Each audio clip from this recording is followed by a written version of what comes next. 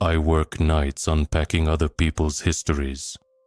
The municipal archives is a building built of brick and habit.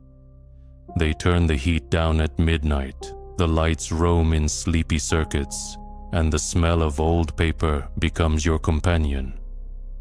I'd been here 3 months, mostly inventorying tax ledgers and school yearbooks, but that night I found a corridor I hadn't noticed before. A narrow service hall behind a false wall, the kind of place where the building coughs up a secret.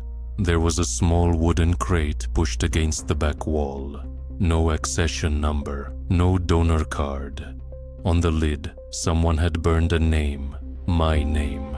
Not my whole name, just the one everyone uses for me on late hours, the one I answer to when I'm alone. Under it, a date stamped in neat ink, 3 nights from now. A record, a wax disc, an old-fashioned thing, yellowed and wrapped in tissue. I told myself it was a joke, a prank from the interns. Still, I carried it to my desk, fingers sticky from coffee, and set it on the turntable just to see what would happen. I placed the needle carefully because the thing felt like it belonged in another century.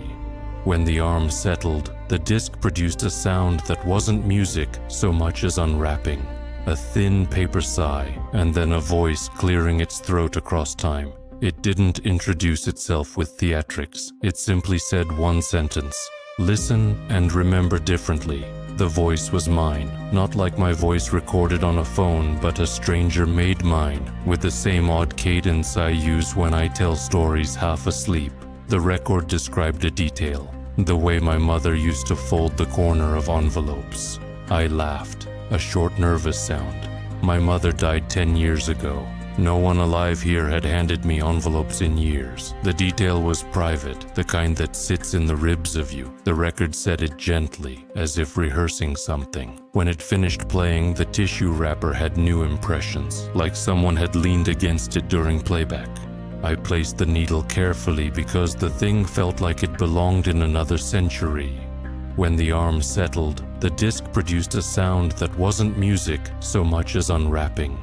A thin paper sigh, and then a voice clearing its throat across time. It didn't introduce itself with theatrics. It simply said one sentence. Listen and remember differently. The voice was mine, not like my voice recorded on a phone, but a stranger made mine, with the same odd cadence I use when I tell stories half asleep.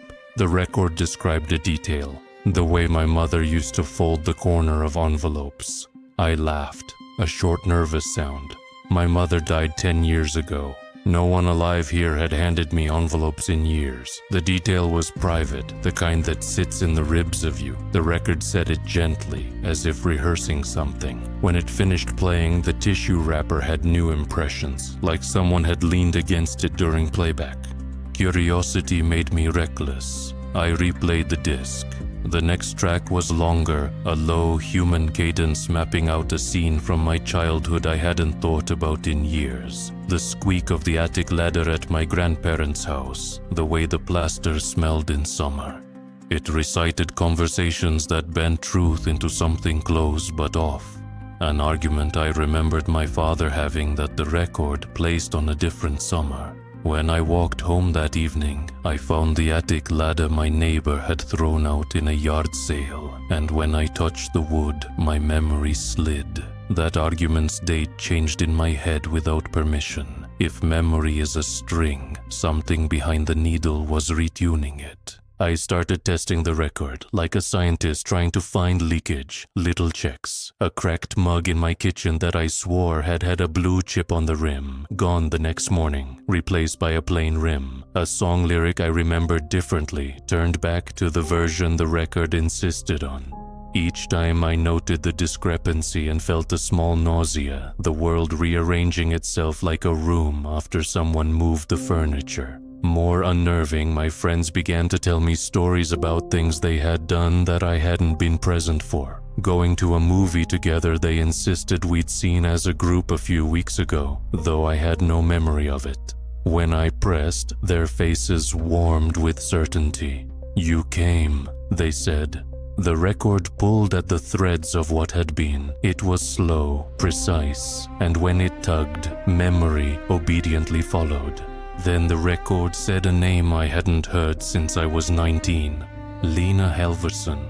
She'd been a neighbor for a summer, a luminous blur who moved away, and I believed only my diary kept her alive. The record described a bench on the riverbank where we had once carved initials. I walked to the river that night and found the bench, but the initials were different. My name alone, no carved cross of two names. My memory of Lena flickered, half there, half smudged. I felt like a thief who'd misplaced the goods he'd just stolen. The disc did not create people out of air. It took their edges and rubbed them smooth until you had to reach to remember where they began. Then the record said a name I hadn't heard since I was 19. Lena Halvorson. She'd been a neighbor for a summer, a luminous blur who moved away, and I believed only my diary kept her alive.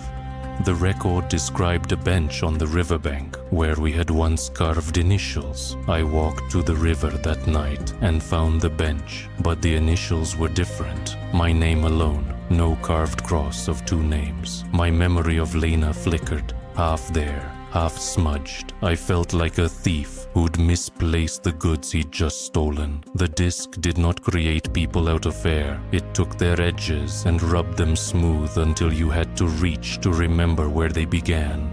By the third week, the neighborhood felt thinner. Faces at the store checked me out with the half-belief you reserve for someone you remember poorly. My sister's fierce laugh sounded like a recording that had faded in the wash. An elderly neighbor forgot that she'd been married to a man she'd told me about for decades and smiled at me as if she'd only just met me on the stoop. I felt like I was walking through a city, slowly being edited, paragraphs removed while I wasn't looking. I started to leave notes taped to my fridge and to friends' doors with mundane, indisputable facts. We ate tacos on June 3rd. The lamp on your porch is green. Some of the notes stopped the erasure for a day. The record respected ink and paper for a while, but even that protection frayed.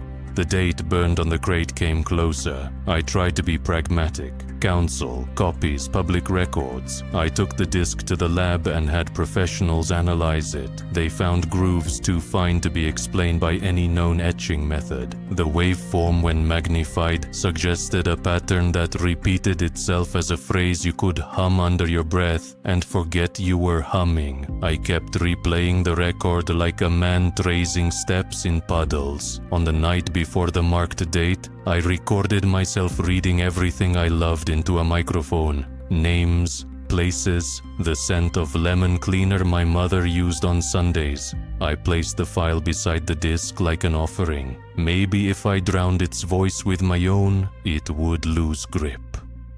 At 2:04 a.m., a time I would curse forever, the building lights dimmed, and the radiators whispered something like a sigh.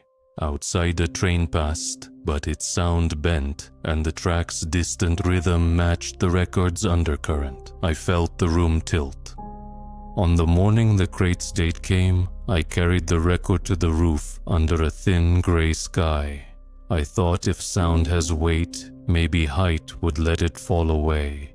I wiped the disc clean with my sleeve and set the needle. The record spoke in the same soft voice and said simply, "You cannot keep everything." It narrated small things first. The color of my first dog's collar, the exact number of freckles on my left wrist, and when it reached the people, it did not invent them. It rearranged the world's memory so kindly that townspeople accepted the new history like a comfortable chair. Then it said a name, Lena Halvorson. It recited a version of our last summer together, where we never moved apart. The memory flowered warm and complete in my chest. I asked aloud, angry and pleading, "Why them? Why me?" The voice answered like a machine learning mercy. What keeps a life is the world that remembers it. I understood then, in a way that broke me. Whoever controlled the grooves could choose which lives remained anchored. They were not taking people away. They were redistributing remembrance. I smashed the record with my boot. It shivered like old ice and fractured into curving slivers. The pieces gleamed, and each fragment still hummed that same low frequency, catching wind and carrying the phrase like seeds. I kicked until my foot ached. I threw the shards over the ledge into the river, watching them sink. For a while the town's edges held. The barista folded her napkin the old way again. The bench by the river bore both initials for a week. I slept like a man who expected the world to be reliable in the morning. But memory is patient, and so is the thing that bent it. A week later, the news reported a strange dispute in the next county. Two neighbors arguing because a property boundary that had existed for 40 years had a new line drawn in ink no one could explain. My friend from the sound shop left a message saying his father could not remember which of two hospitals he had been born in anymore. My sister called and asked if I'd ever had a dog. I said yes, and then I doubted. Now, when I wake and hold the dog-eared photograph of Lena and the sunlight hits the paper in a certain way, I try to trace what's real. I write everything down in a notebook with thick ink. Names, dates, the smell of lemon. I hide those notebooks in a toolbox my grandfather gave me that no one else knows about. It's small resistance. It probably won't matter in the end, but it's something human to clutch against an art that remembers better than we do.